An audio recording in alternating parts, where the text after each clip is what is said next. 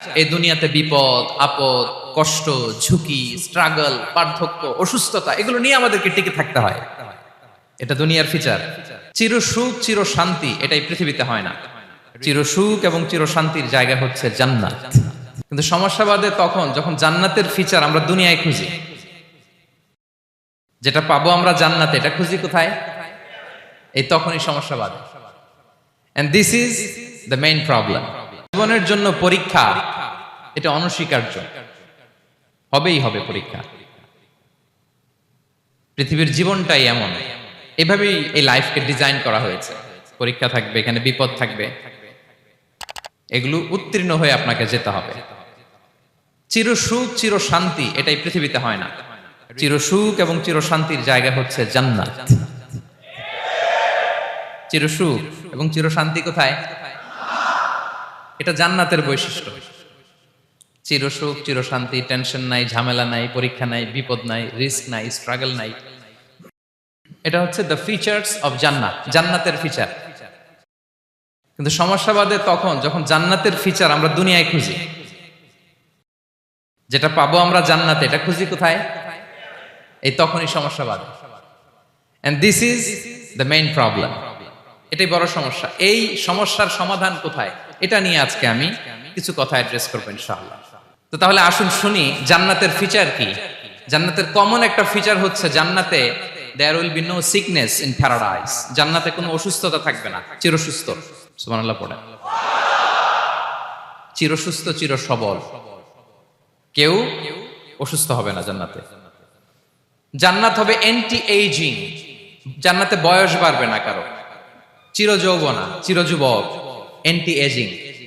আপনারা জানেন যে বর্তমান পৃথিবীতে অ্যান্টি এজিং ক্রিম পাওয়া যায় না? ক্রিম, কথা বুঝতেছেন? অ্যান্টি এজিং ক্রিম পাওয়া যায়। তারা বলে এই ক্রিম মাখলে চামড়ায় ভাঁজ পড়ে না। এটার দাম আছে কিন্তু অনেক। অ্যান্টি এজিং ক্রিম লাগায়, শ্যাম্পু ইউজ করে, অ্যান্টি এজিং অয়েল আছে, এটা দিলে নাকি চামড়ায় ভাঁজ পড়ে না। ইভেন ভারতের অনেক বড় একজন ব্যবসায়ী মুকেশ আম্বানি, নাম শুনছেন না? যে তার ছেলের বিয়ে হয়ে গেল। তো এই মুকেশ আম্বানির স্ত্রী নীতা আম্বানি, সে কিছুদিন আগে এক বোতল গোল্ড ওয়াটার খেয়েছে, gold water, and it's cost $60,000। $60,000 দাম এক বোতল গোল্ড ওয়াটারের। কেন?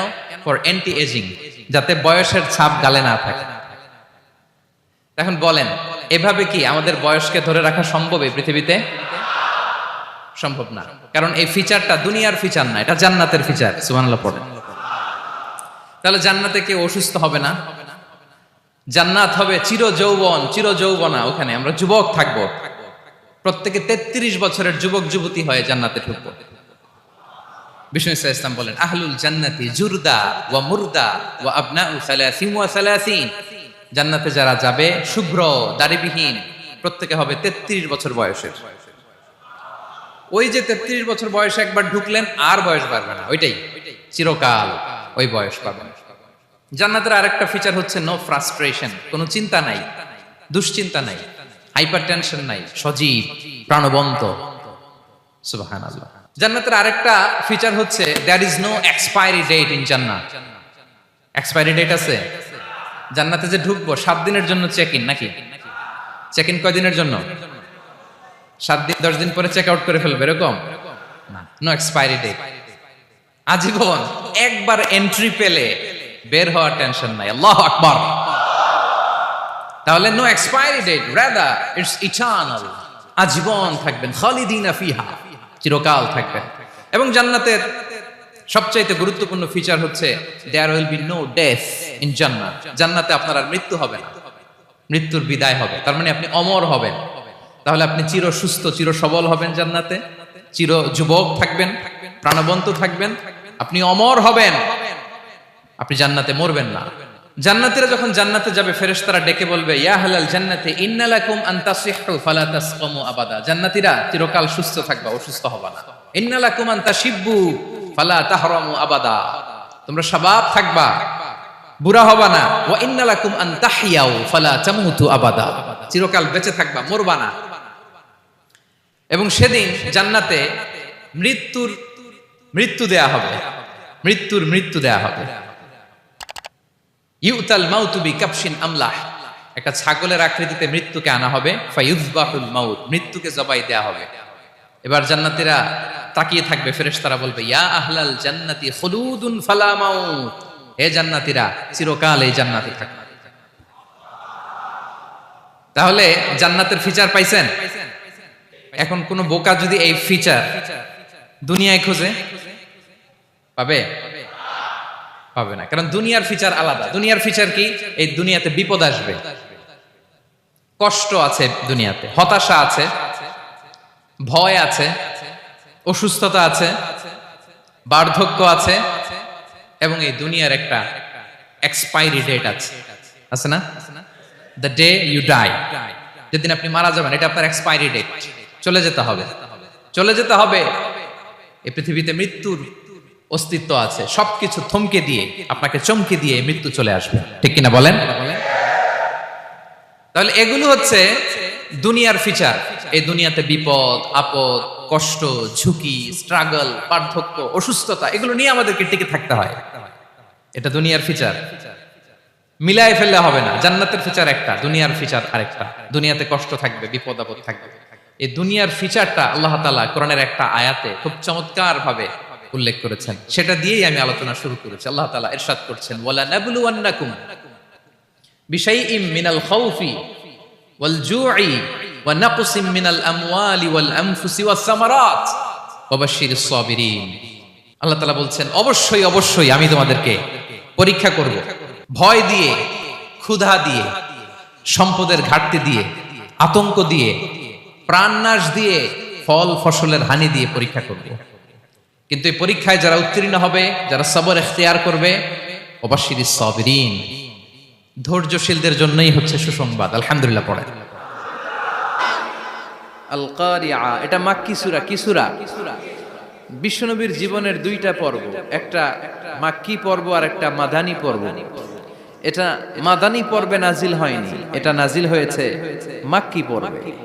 এই সূরার আয়াত সংখ্যা 11। এটা কোরআনের 101 নম্বর সূরা। এটা আল কোরআন আল কারীমের 30তম পারায় অবস্থিত একটা সূরা। আমাদের অনেকেরই মাশাআল্লাহ মুখস্থ আছে, আছে না? ইমাম সাহেব নামাজে প্রায় পড়ে, অনেকেরই মুখস্থ। শুনতে শুনতে কবে যে মুখস্থ হয়েছে আমাদের নিজেরাও জানি না। সুবহানাল্লাহ পড়ে। কোরআনের ভেতরে খালি বরকত, এটার সাথে লাগলেই বরকত, মসজিদে গেলেই বরকত। মনের অজান্তে আমরা এই সূরাকে মুখস্থ করে ফেলেছি। কিন্তু এই সূরার ভেতরে যে আল্লাহ কোরআনের এত কিয়ামতের এত চমৎকার নকশা এঁকেছেন, এত প্রামাণ্য বর্ণনা দিয়েছেন, এটা আমরা অনেকে জানিই না। আসুন আমরা এই সূরার আলোকে দেখার চেষ্টা করি যে কিয়ামতটা কিরকম হবে। আল্লাহ একটা শব্দকে এই সূরার শুরুতে 3 বার উল্লেখ করে আমাদের দৃষ্টি আকর্ষণ করেছেন। আল্লাহ tried to draw our attention by mentioning 3 times a word, and that is al-qari'ah. আল-কারিআ শব্দটাকে তিনি 3 বার উল্লেখ করে আমাদের দৃষ্টি আকর্ষণ করেছেন। একটা শব্দ 3 বার বললে মানুষের দৃষ্টি আকর্ষিত হয় না? যেহেতু এটা আরব দেশে নাজিল হয়েছে, আবার মক্কায়, মক্কার লোকেরা আরবি বুঝে, তাদেরকে প্রথম বলা হলো আল-কারিআ, তারা ফিরে তাকালো, কি আল-কারিআ? আবার বলা হলো মাল-কারিআ, কি মাল-কারিআ? আবার বলা হলো ওয়ামা আদরাকা মাল-কারিআ। আবার তারা ফিরে তাকালো। দৃষ্টি আকর্ষণের জন্য আল্লাহ তাআলা 3 বার এই শব্দটা বলেছেন। এজন্য এই শব্দের একটা সিগনিফিকেন্স, একটা গুরুত্ব, অর্থবহ একটা মানদণ্ড আছে না নাই? আল কারিয়া শব্দের অর্থ হচ্ছে বিকট আওয়াজ। আল কারিয়া মানে কি? কথা বলেন, আরো জোরে বলেন। বিকট আওয়াজ। এই বিকট আওয়াজটা তৈরি করার জন্য আল্লাহ তাআলা একজন ফেরেশতা তৈরি করেছেন, যার নাম হচ্ছে ইসরাফিল। নাম কি? আমাদের মধ্যে অনেকের নাম কিন্তু আমরা ইসরাফিল রাখি, তাই না? ইসরাফিল আছে না নাই? আজরাইল কিন্তু রাখে না, কেউ ডরে। কেন রাখে না? ভয় পায়। কিন্তু ইসরাফিল আছে, আমার পরিচিত অনেকে আছে ইসরাফিল। তো এই ফেরেশতার পা হচ্ছে জমিনের নিচে, মাথা হচ্ছে আকাশের উপরে। এই ফেরেশতার কাজ হচ্ছে ওই বিকট শব্দ তৈরি করা।